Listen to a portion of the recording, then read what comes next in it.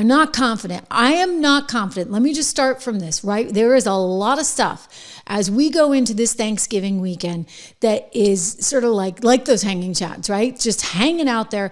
We need to count them. We need to go through them. We need to make sure that we have some accountability for whatever went down. And I think a lot of funny things went down. And I cannot tell you how frustrated I am, how angry I am that James Comey is going to get away with it on a technicality because someone didn't know how to turn in her homework. That someone is Pam Bondi.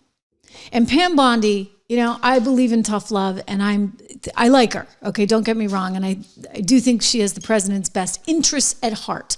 And I think he likes her a lot too. But I don't care about friendships at this point because right now I'm going to tell you, she dropped the ball. All right, she dropped the ball. Eric Siebert. He never should have had the gig. Someone okayed him. I guess the Democrats liked him. Donald Trump eventually got rid of him on September 20th, but he got the gig on January 21st, 2025. And it was a temporary gig because they were waiting for approval. Pam did not come in until February. In our comments, and I see it's a piece of my mind asking if he can be recharged. I'm going to get to that because he technically could, but he'd have to like perjure himself again or allegedly perjure himself again in testimony. And I wouldn't be surprised if we actually see the oversight committee try and take him back up. But he's a smart guy. All right. He's a smart guy. Like, this is what you got to be aware of. Okay. Hello, everyone. He's a smart guy. I'm not so sure that she is that smart a girl. I really am not. And I wish her well, but here's the problem. They put Siebert in there. Now, that's on whoever decided to do that, okay? Because I think Matt Gaetz was originally going to go in as AG, and eventually it became Pam Bondi's gig. And Siebert preceded her by like a month or so. But here's the thing, like if you're Pam, and you know the most important thing to this president is probably finding out whatever Comey was doing behind the scenes. I mean, they were already talking about him having perjured himself in front of Congress, lying under testimony back in 2017, saying, you know, he really hadn't been working with any reporters. And then it turned out that maybe he had. So they had that. And they wanted to use that, and they wanted to get in an indictment. Now, you know, we're not going to debate like whether you should or whether that's, you know, because a lot of people would say, oh, the DOJ shouldn't be doing that. Forget about that for just a second. Let's all be big boys and gals here and just know that, you know what? Don't kid yourself. You want to talk about a politicized DOJ? You look at Obama. You look no further than Biden. So he goes in there, and he knows that he wants Comey to be indicted. He puts Pam in the slot after putting Eric in. Eric is supposed to be the guy who's going to bring this thing forward. Well, little do they know, guess who's hanging out in the Eastern Virginia U.S. Attorney's Office? James Comey's son-in-law. I mean, you can't make this stuff up, you guys. What the heck is the son-in-law doing? He's like, you know, friends with Eric. I'm sorry, that's not okay. You got a mole in the whole operation telling Pops, hey, you know, this is what I heard today, and this is what I heard yesterday, and this is what I hear is coming next week. So that's a big problem. Pam didn't know about that. Pam also didn't seem to have any kind of understanding of the statute of limitations, which was expiring on September 30th of 2025. So she knows she's got 120 days with Eric, right? And she also knows that September 30th, 2025 is coming up. But, well, maybe I'm assuming too much here. Maybe she had no clue because maybe she's not keeping track of any of these things, in which case I say, once again, failing to turn in the lousy homework, right? Like you have an idea, you want to make sure that you get this guy indicted, James Comey, and they're telling you we're working on it. Don't you bother to check their deadlines? Don't you say? Like, I'm a parent, I have kids.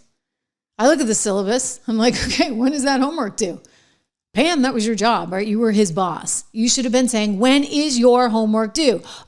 September 30th, 2025. That is the statute of limitations. Like, you can't go back, guys. You can't. They're going to say, oh, we're appealing. If I have to hear this one more time, but you know what? Caroline's just doing her job. It's not her fault, and she's not a legal scholar, and she doesn't know. But this is appealing to nowhere, because, by the way, the statute of limitations has run out. The only thing they could possibly say is, okay, well, we're going to put somebody else new in. The days are done, right? Because you had 10 days. The only thing you could have done at that point, the way the law works, is for the justices in the state to have then appointed somebody to become the U.S. attorney. That's how it goes. Like, you ran out the clock. And I'm sure they did this deliberately. You guys are too darn stupid to actually pay attention to the darn deadlines. Look at the freaking syllabus. All right, here's Caroline. Well, what I will say is that everybody knows that James Comey lied to Congress. It's as clear as day. And this judge took an unprecedented action to throw these cases out to shield James Comey and Letitia James from accountability based on a technical ruling. And the administration disagrees with that technical ruling. We believe the attorney in this case, Lindsay Halligan, is not only extremely qualified for this position, but she was in fact legally appointed. And I know the Department of Justice will be appealing this in very short order. So maybe James Comey should pump the brakes on his victory lap. No, she actually, I know we want to believe that, but that's called spin, okay? And that's why I could never be press secretary, ever. I'd be the worst press secretary you'd ever met because I just can't spin anything. I am too much of a straight shooter, and I actually care too much about what the president is trying to accomplish and the people that he's trying to help to sit there and be like, hey, okay, yeah, Pam Bondi, I'm buying it, and you're going to somehow appeal this into something. You're not appealing it into anything because here's the deal. You had 120 days for your temporary appointment. I get it. Pam, you didn't pick him. Somebody else picked him. And clearly they didn't vet him. And I'm going back to Laura Loomer because Laura Loomer said vet, and vet again. Make sure that they're actually on your side. So the minute she figured out he wasn't on the side, but I don't think she ever figured it out, she should have tossed the guy. He should have been fired. She should have gotten in there. And in February, she's sitting there going, okay, where is it? We get statute of limitations coming up on September 30th. And I know that you got to get this thing done. And if he couldn't pull it off, then she needed time. You understand this? For the judges to select somebody else so that they could have somebody who was legally authorized to move forward on all this. Now, granted, the judge said they're dismissing this without prejudice. That's important in terms of Letitia James. So, hey, Tishy, you're not off the hook yet. They're coming back for you because there is no statute of limitations on you. But in terms of Comey, she blew it. Absolutely positively blew it. And then you couple this together with some of the other stuff like the Epstein files to nowhere, for goodness sakes. And you've got those things coming out very soon as well, right? Donald Trump ordered a 30-day release of that. So we're talking about sometime within the next 22, 23 days, we're going to get that. So Pam's got to be on her game, and I don't know if she's up to the task, in all seriousness. And I say this as somebody who really legitimately likes her, thinks she's a nice person, and thinks she has the best intentions. But, being a nice person, looking good on TV, and having the best intentions, that and a cup of coffee will get you nothing. You need a kick-ass, badass, really good executive function, high executive function, can manage all these U.S. attorneys all over the place because you got Swalwell you're going after, you got Shifty Shift you're going after, you still got Letitia James that you got to go back and file again another indictment for. You got a lot of work. You got to figure out what the heck was going on with Jack Smith and the FBI that was collecting tolling records on all of these various U.S. senators. That is big stuff, okay? You got to figure out what was going on with Fannie Willis and Nathan Wade and whether or not Merrick Garland was actually directing that whole investigation. Why did he go so many times to the White House? These are questions that need to get answered. And so you need a darn good FBI and you need a darn good DOJ. Now, yesterday, there were a lot of rumors that Andrew Bailey was somehow going to replace Kash Patel at the FBI. And it's interesting to me because that one actually never even crossed my mind. And I don't have any inside info on this. A lot of people, you talk to so-and-so or so-and-so. On this one, it's common sense. You have to get rid of her. She effed up, okay? She really effed up. She didn't turn in the homework on time. She missed the deadlines. She should have gone to the president in March and said, you know what, this guy, Eric, he's not going to move forward on this case. And because of that, we need to take him out and we need to give time because here's the way the law works. The local justices are going to have to decide on someone. So we need to make sure all of that happens. But, look, maybe it's entirely possible that she was, forgive my French, but screwed from the beginning, right? Because whoever put this guy in was actually the one that did the disservice because he was unwilling to move forward with an indictment. I can tell you can indict a ham sandwich. So it's not hard to get an indictment. And looking at what I've looked at, looking at what Tulsi Gabbard has looked at, looking at what has already been released, it is pretty clear as day that there was some there. And you had reason to pursue something. And now he gets to laugh off into the sunset? I don't think so. Here's the deal. Peace of my mind asking in the questions. And by the way, it's great to see you guys here right ahead of the holidays. I appreciate your loyalty and you being here. Could they get him on something else? And the answer is, if he lies again. So that was 2017. All right. So he already testified again in 2020 and they were like, what do you think? He's like, well, I'm sticking by the testimony of 2017. The other thing is he could take the fifth. So you're up a creek without a paddle. And I'm just enormously frustrated because I think that, for the most part, you've got good people there, certainly on the economic team. Bessent, couldn't pick a better Treasury Secretary. You get a fantastic Treasury Secretary in Bessent. We're going to talk about $2,000 checks coming up and paying down debt and all that kind of stuff. He's great. Howard Lutnick, he's okay. He's not Bessent, but he's okay. He's pretty good. At least they're sophisticated enough. They understand financial markets.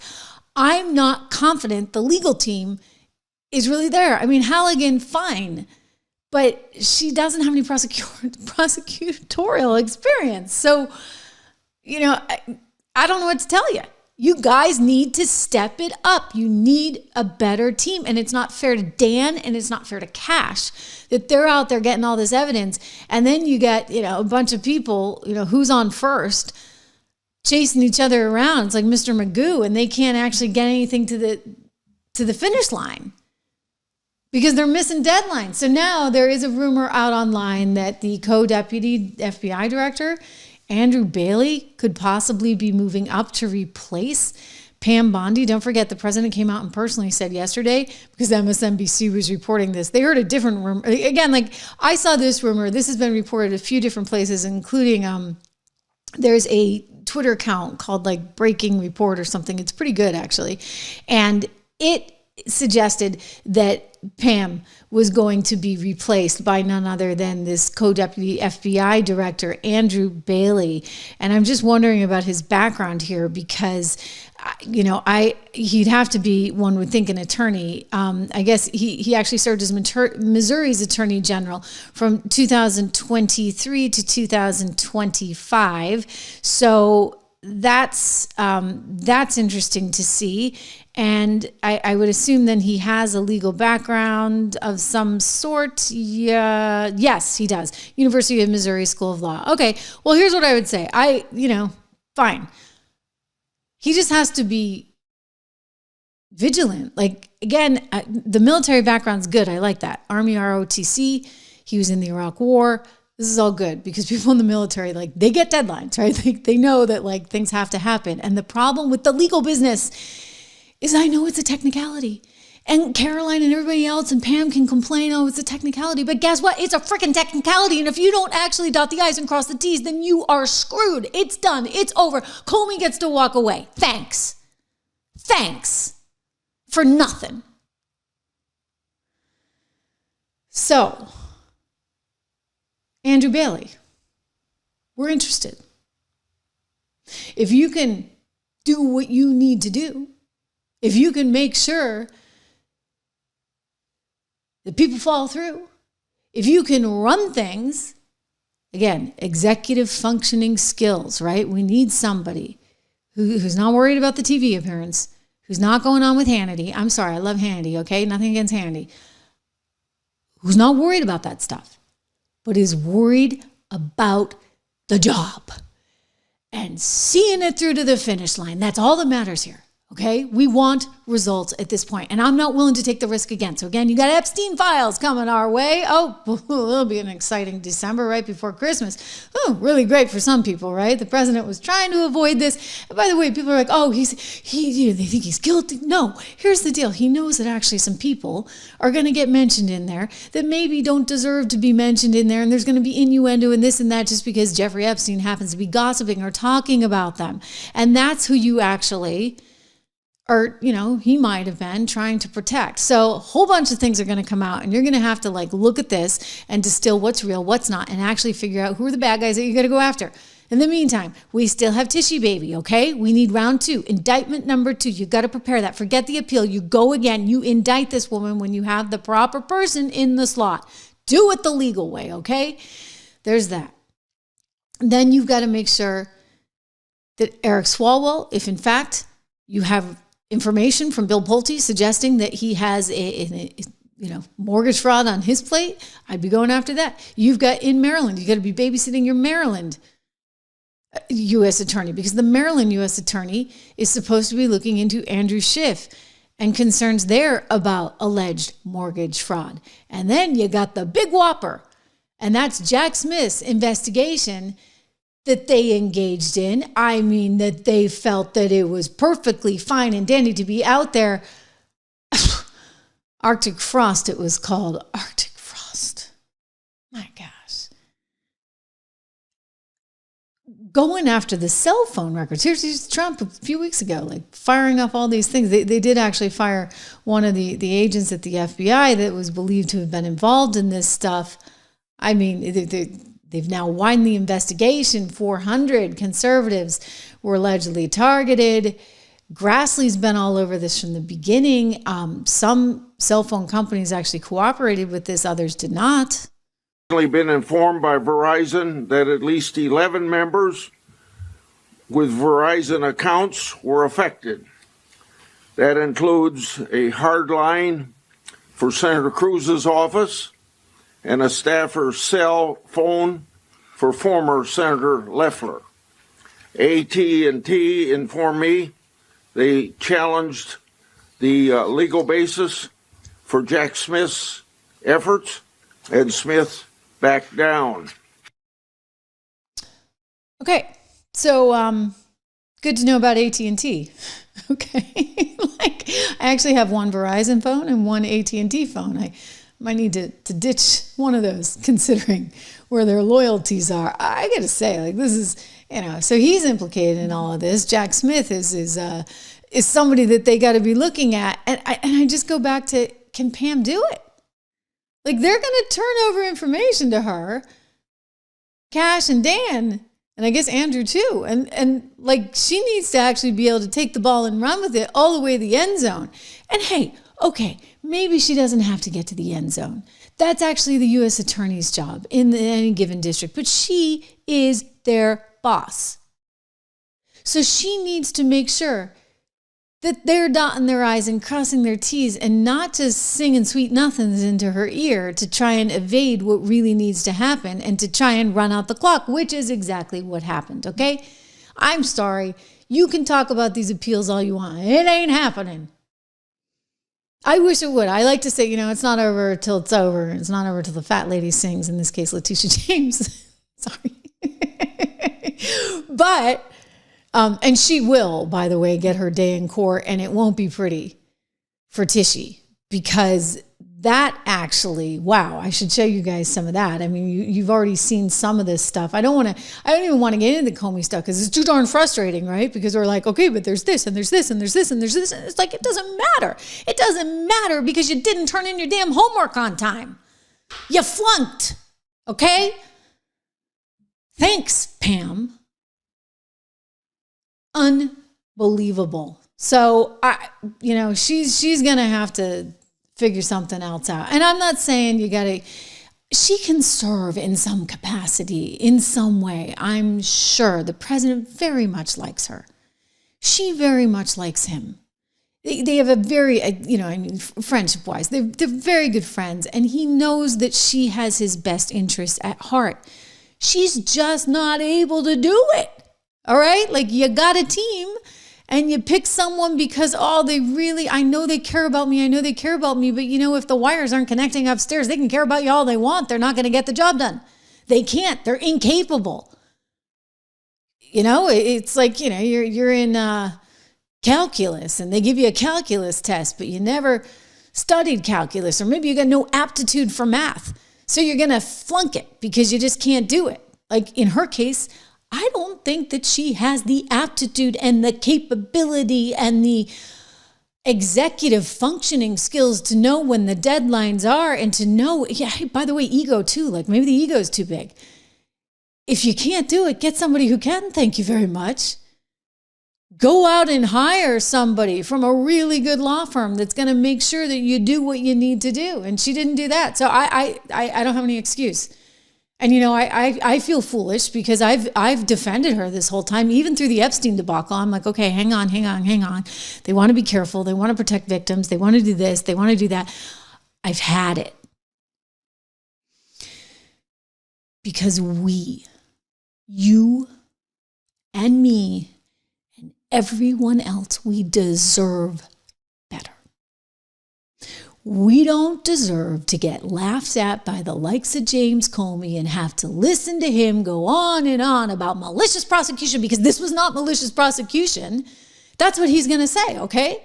This was a technicality. She didn't do her homework. She didn't turn it in. Maybe she did it. She just didn't turn it in. And he's going to sit there and tell you it's malicious prosecution. This was not malicious prosecution. James Comey, you deserve to be prosecuted. You got off, you lucky SOB.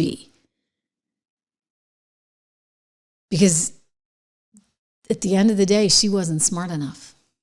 She was not smart enough. She didn't do the job.